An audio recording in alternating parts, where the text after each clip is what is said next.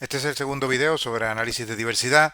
En el primero abordé la diversidad alfa. Aquí voy a hacer un uso muy bastante resumido de la diversidad beta. Hay que tener en cuenta que hay un montón de formas de analizar la diversidad beta por reemplazo. En fin, hay muchas formas. Voy a abordar las cuestiones más, digamos, más simples, evitando también utilizar la matriz, por ejemplo, de diversidad de betas con distintos índices para no alargar el análisis de diversidad beta, a sabiendas además de que el uso de los distintos, el poder utilizar los veintitantos o treinta y tantos índices de diversidad beta que existen, pues tampoco aporta mucho si no se hace de manera informada. Entonces, en ese sentido, pues lo que voy a hacer es básicamente concentrarme en dos cosas del análisis de diversidad beta. Por una parte, como verás, dentro del repositorio de script de análisis, creé uno de los scripts, un script que creé fue el de recientemente, el de análisis de diversidad beta, y verás que me concentro únicamente en dos cosas. Por una parte, en el análisis de la diversidad beta multiplicativa, basada en el mismo concepto de los números de Hill, utilizando la aproximación de Whittaker. No el índice de Whittaker, pero sí el concepto de la diversidad multiplicativa. Es decir, la diversidad beta convertida en una ratio. Volviendo otra vez a los números de Hill y a las ratios de Hill, pues lo que tenemos es precisamente un análisis de la diversidad un poquito más informado, en donde la abundancia le damos su peso dependiendo de lo que nos interese analizar, ¿no? Pero sin duda, para hacer la diversidad beta comparable entre un diseño de muestreo y otro, o entre un sitio y otro, poder hacer la diversidad beta comparable entre, por ejemplo, entre estudios, ¿no? Y luego finalmente una parte que dedico a la contribución que hacen las especies, o sea, cuáles son las especies que hacen contribución a la diversidad beta y cuáles son los sitios que hacen contribución a la diversidad beta, con un mapa al final para poder entonces analizar. Bien, entonces voy a tomar el script de diversidad beta, la parte de, o el script sin tejer, lo voy a copiar, lo voy a llevar a RStudio, voy a abrir mi repositorio de manuscrito. Y aquí voy ahora a abrir, voy a crear un archivo nuevo, donde no lo tengo aquí creado. Voy entonces ahora a crear mi script de análisis y le voy a llamar diversidad 2, por ejemplo, ¿no? Diversidad, bueno, aquí está el que me sugiere primero, diversidad 2. Y ahora lo voy a comenzar a ejecutar paso a paso, ¿no? Bien, entonces la idea, como digo, es un breve uso de las técnicas de la diversidad beta, pero hay muchas, o sea que recuerda que lo que te estoy mostrando es una cuestión bastante resumida, ¿no? Entonces, bueno, en este caso se introduce un paquete nuevo que es Vegetarian, y ese paquete para lo que nos va a servir precisamente para calcular la diversidad beta de acuerdo, utilizando los números de Hill. Y entonces, bueno, están los demás que ya conoces de otros videos. Los voy a cargar, en principio están todos también disponibles en el servidor. Y aquí voy a cargar por una parte la matriz la matriz de comunidad y la matriz ambiental. La ambiental la voy a utilizar únicamente al final para construir un mapa. Recuerda que estoy utilizando ahora, como aparece en la línea 27, la asignación a mi fan para que tú también puedas hacer lo mismo en un único lugar. Bien, entonces ahora voy a calcular entonces la diversidad beta multiplicativa. Esta diversidad beta utilizando un único número, pero como digo, es una diversidad beta que utiliza un único número y utiliza precisamente el concepto propuesto por Whittaker, en donde él normalmente lo que hacía era calcular una ratio de de la diversidad beta realmente, es decir, en cuanto cuál era el porcentaje o la diferenciación que tenía un sitio sobre otro, y esto comparados entre los demás sitios para poder hacerlo de manera sintética para todo un muestreo, ¿no? Entonces, el concepto de la diversidad beta llevado a los números de Hill, en lo que consiste es precisamente en estimar cuál sería esa diversidad beta que obtendríamos en la medida en que le vamos dando más importancia a la abundancia. Siguen los mismos preceptos de los números de Hill, y en este caso, aunque no estoy desarrollando la fórmula en pantalla, pues se basa fundamentalmente en los mismos preceptos de darle, en la medida en que vamos aumentando los números de Hill, de darle mayor importancia a la abundancia. Entonces, que generé una función que está en el script de funciones que acompaña siempre a todos estos scripts. Y esta función lo que hace, por una parte, va a calcular, esto lo hace por medio de método de Bootstrap, y por una parte, lo que va a hacer es calcular, vamos a ver, va a generar, por una parte, correcto, los valores de la diversidad beta multiplicativa, el error calculado por Bootstrap, ¿no? Y las diversidades obtenidas por medio de permutaciones, y la el gráfico. Entonces, claro, tú puedes, con este objeto está dividido es un objeto de lista, está dividido en dos partes. Por una parte es la tabla. Si quieres ver únicamente la tabla sería esto, y si quieres imprimir el gráfico, pues también lo puedes hacer simplemente eligiendo el elemento de la lista que se llama gráfico, ¿no? Que es este que se ha impreso aquí. Entonces, vamos a interpretarlo, te voy a ayudar a interpretarlo. Estos son los números de Hill, los números de diversidad de Hill, en los que en la medida que van aumentando, lo que se le va es otorgando una mayor importancia a la abundancia. En un contexto, en un escenario en el que la abundancia sea mucho mayor, lo que estamos estimando es que normalmente va a ocurrir un aumento de la dominancia. Entonces, hay contextos o hay escenarios, determinados ecosistemas o algunas matrices de comunidad que son particularmente sensibles, por ejemplo, a la dominancia. Entonces, cuando el reemplazo es tremendamente grande, cuando el reemplazo es brutal, y el hecho de que ese reemplazo ocurra en un contexto en el que la abundancia es grande, y por supuesto, si la abundancia es grande, normalmente va a haber una dominancia también grande. Cuando esto ocurre y se dan esas condiciones, entonces se produce un aumento de la diversidad beta en esos escenarios. Eso es muy común en ecosistemas que están muy compartimentados, ya sean por un gradiente, por ejemplo, por un gradiente de elevación, ya sea porque se producen distintos ecosistemas muy diferenciados, o porque hay demasiadas especies especialistas, y esas especies especialistas también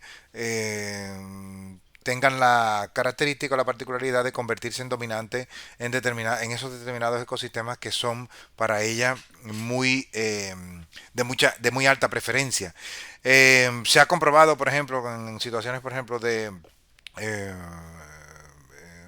ictiofauna, en casos de ecosistemas de agua dulce, pues sí ocurren, por ejemplo, esta particularidad.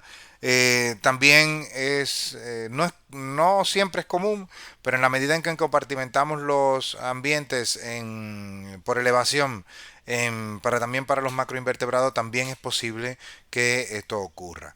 Entonces, en situaciones como Barro Colorado, en donde lo que hay son unos gradientes muy claramente marcados, pero no vamos a encontrar una...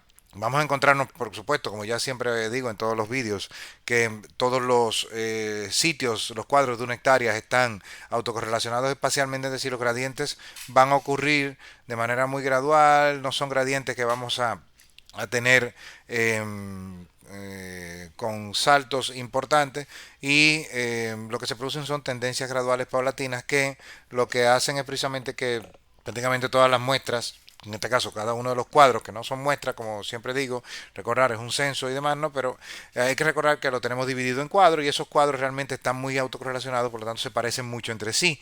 Y esto hace que precisamente la riqueza sea lo más importante para marcar la diversidad beta, y no tanto la abundancia, porque cuando se produce un grado de dominancia mayor en determinados cuadros, las especies o las otras especies no dejan de estar presentes. Entonces, sin duda, para cualquiera de las familias que se utilicen, la sorpresa sería que hubiera una familia que no fuera, que no diera una representación como la que estamos obteniendo en este gráfico. Para la mayor parte de la familia lo que va a ocurrir precisamente que dada la tremenda autocorrelación que existe, lo que va a ocurrir es que la riqueza es lo que va a marcar la diversidad beta. Y esa riqueza marcada por la diversidad beta está dada por el número de Hill cero. Cuando en el número de Hill cero obtenemos una riqueza o una diversidad beta multiplicativa muy grande, mucho mayor que la que obtenemos en números de Hill altos, en órdenes mucho mayores, pues sin duda lo que estamos es ante una comunidad que tiene una diversidad beta marcada por cuáles son las especies que están allí presentes. Entonces, es probable que la mayor contribución la aporten las especies realmente raras en estos casos. ¿Ok?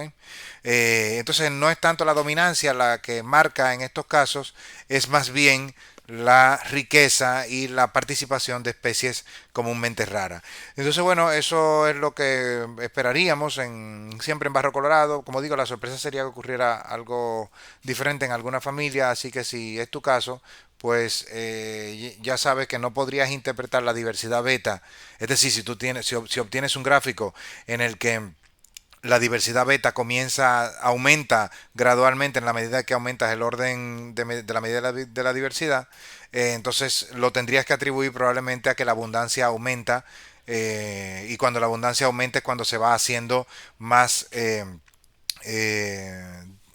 más diverso en términos de diversidad beta, es decir, se está produciendo quizá probablemente más reemplazo y es probable que lo que esté ocurriendo es que cuando se produzca una abundancia, una especie comience a dominar en unos cuadros con respecto a otros.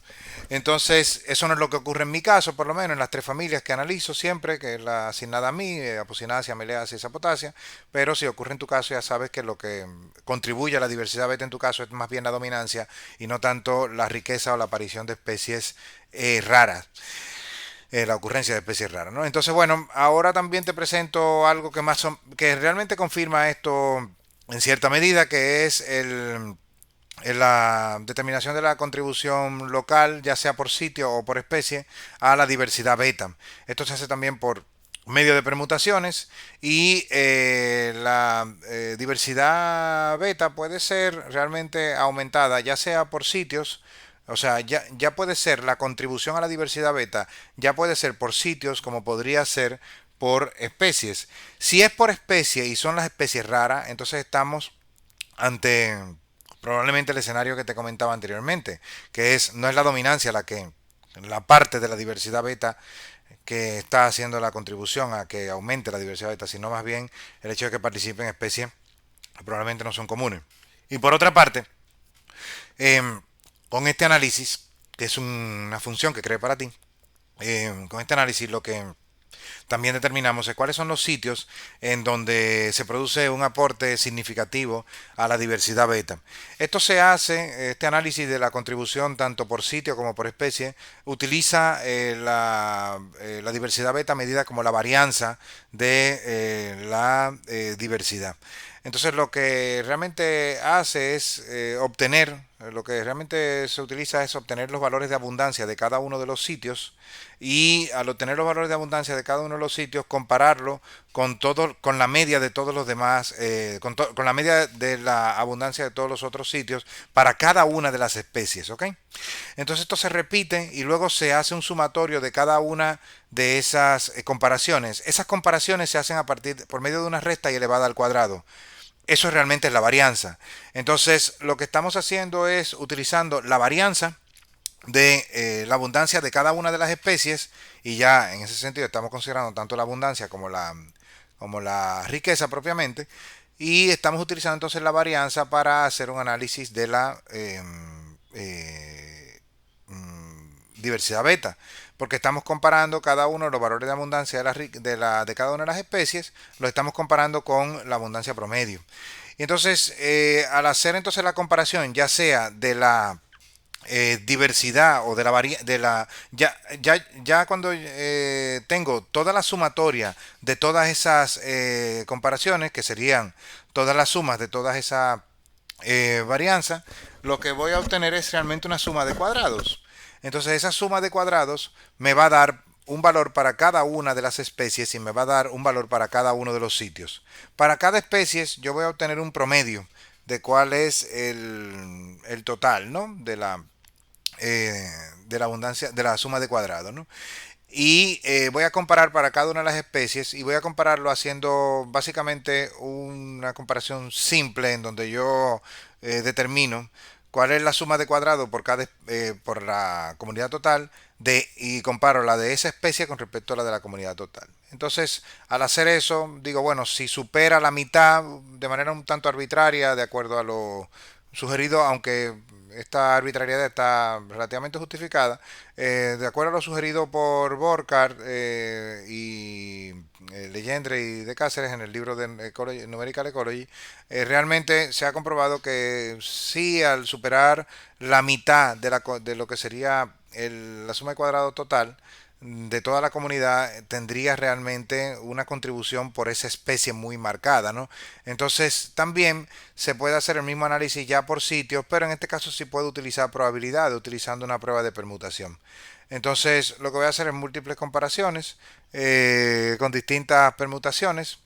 Voy a combinar los sitios de maneras diferentes y al combinar los sitios de maneras diferentes voy a obtener unos valores de probabilidad. Esos valores de probabilidad están siempre sesgados y uno intenta corregirlos, ¿no? A través, por ejemplo, de la corrección de Holmes, haciendo también comparaciones múltiples dentro de las observaciones que he hecho anteriormente. Entonces lo que hago es realmente ajustar esos valores de P. Esos valores de P ajustados lo que me van a aportar es un valor de P en un contexto insesgado. Utilizaré en ese caso una corrección denominada la corrección de Holm y eso es todo lo que está implementado realmente dentro de esa función que se llama determinar contrib local y especies. Entonces, me va a hacer entonces me va a determinar cuál es la contribución tanto por sitio como por especie, es decir, qué sitios contribuyen a la diversidad beta y qué especies son las que contribuyen más a la diversidad beta. Hay que tener en cuenta que hay que transformar por supuesto la matriz de comunidad y aquí es donde uno especifica con qué método la transforma, ¿no? Luego alfa es cuál es el nivel de significancia que voy a utilizar y el número de permutaciones, ¿no? Esto como va a ser muchas permutaciones normalmente va a hacer un cómputo que puede tardarte un poco, más o menos, dependiendo de qué tanta carga tenga el servidor en ese momento. Entonces aquí está el resumen, ¿no? En primer lugar, la diversidad beta, que es, como digo, mostrada tanto eh, por la suma de cuadrados como la diversidad beta total, ¿ok? Entonces, bueno, ahora tendría los valores de la contribución de especies a la diversidad beta.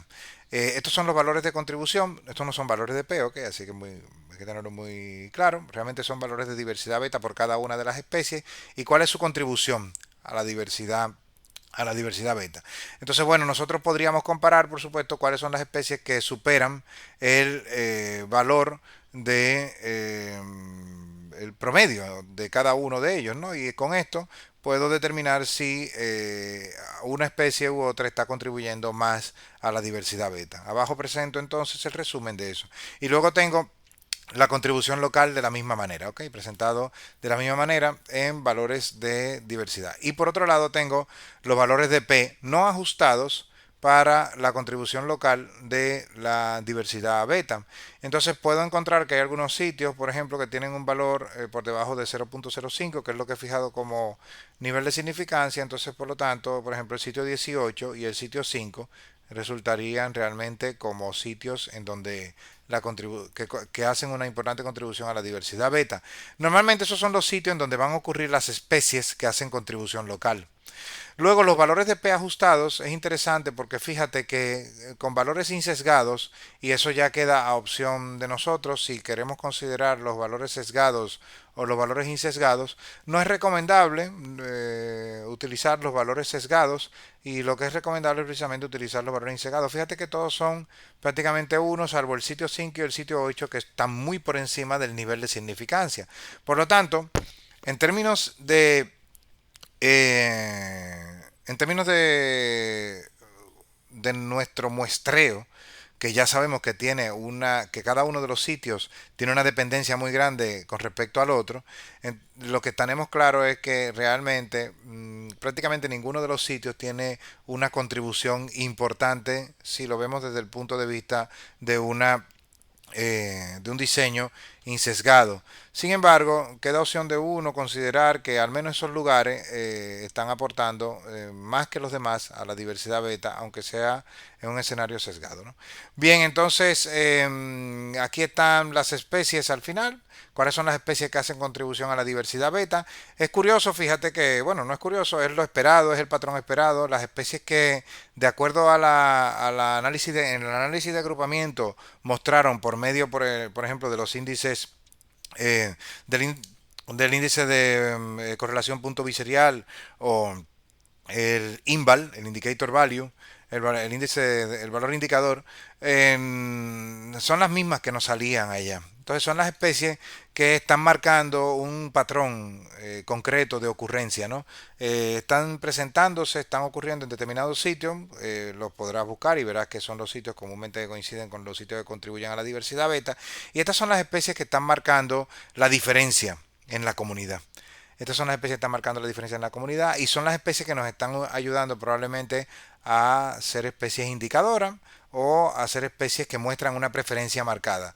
Como decía yo en el video sobre análisis de agrupamiento, analizando el tema de los indicator value el coeficiente de correlación punto biserial, estas especies no pueden considerarse como indicadoras porque hay que recordar, estamos ante unos ecosistemas que tienen unos gradientes muy paulatinos, tienen unos gradientes muy suaves entre sí porque realmente están autocorrelacionados y realmente es probable que lo que tengamos es más bien un grado de preferencia. Estas especies están mostrando algún grado de preferencia de acuerdo a determinadas variables ambientales que ya también he ido analizando en otros vídeos también, como por ejemplo en el caso del análisis de ordenación.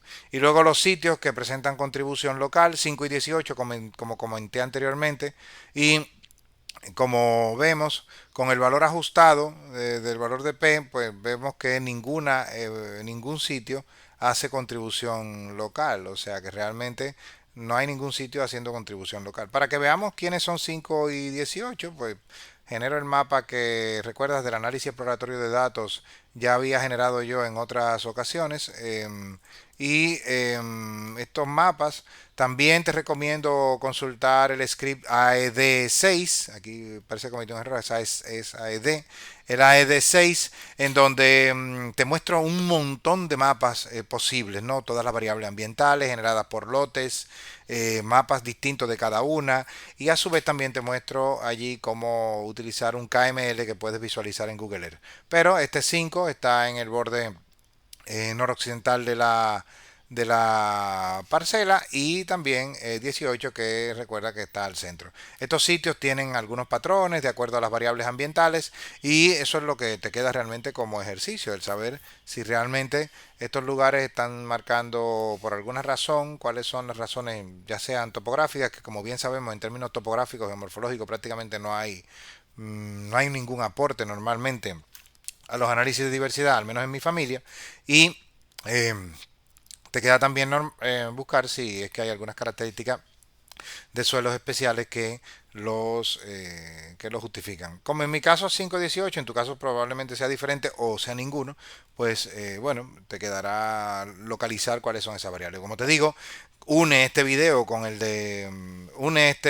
y este script con el análisis con el análisis de los mapas de variables ambientales, que son muchos y podrás visualmente encontrar patrones que puedan serte de utilidad.